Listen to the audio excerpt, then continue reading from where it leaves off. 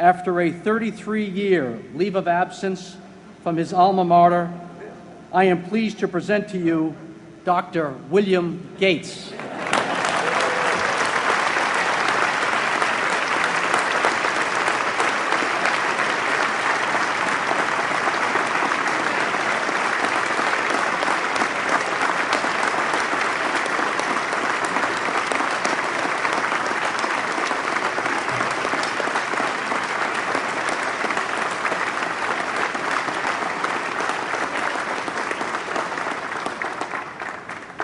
Thank you.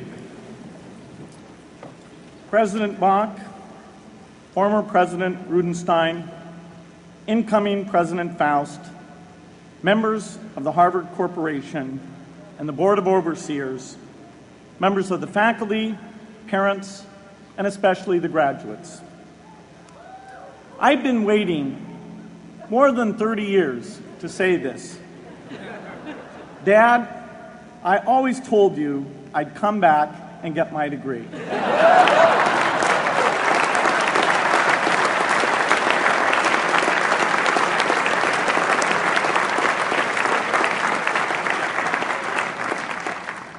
I want to thank Harvard for this honor.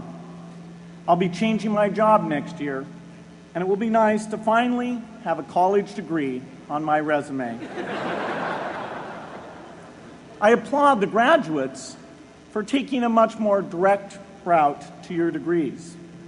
For my part, I'm just happy that the Crimson called me Harvard's most successful dropout. I guess that makes me valedictorian of my own special class.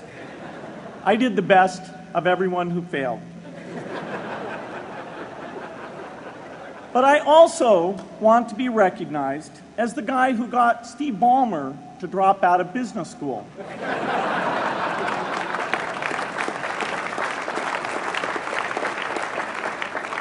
I'm a bad influence. That's why I was invited to speak at your graduation. If I'd spoken at your orientation, fewer of you might be here today.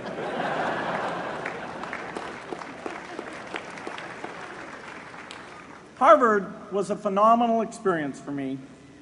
Academic life was fascinating. I used to sit in on lots of classes that I hadn't even signed up for. And dorm life was terrific.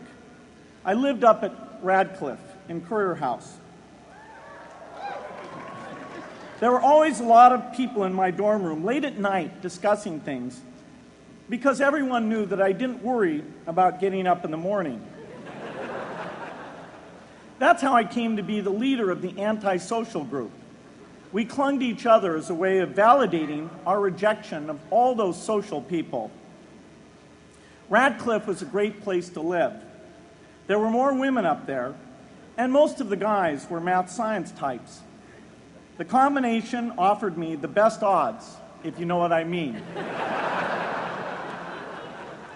That's where I learned the sad lesson that improving your odds doesn't guarantee success. One of my biggest memories of Harvard came in January 1975 when I made a call from Currier House to a company in Albuquerque, New Mexico that had begun making the world's first personal computer. I offered to sell them software. I worried they would realize I was just a student in a dorm and hang up on me. Instead, they said, "We're not quite ready. Come see us in a month," which was a good thing because we hadn't written the software yet. From that moment, I worked day and night on the extra credit project that marked the end of my college education and the beginning of a remarkable journey with Microsoft. What I remember above all about Harvard was being in the midst of so much energy and intelligence. It could be exhilarating, intimidating, sometimes even discouraging, but always challenging. It was an amazing privilege, and though I left early, I was transformed by my years at Harvard, the friendships I made, and the ideas I worked on. But taking a serious look back, I do have one big regret. I left Harvard with no real awareness of the awful inequities in the world, the appalling disparities of health and wealth and opportunity that condemn millions of people to lives of despair. I learned a lot here at Harvard about new ideas in economics and politics. I got great exposure to the advances being made in the sciences.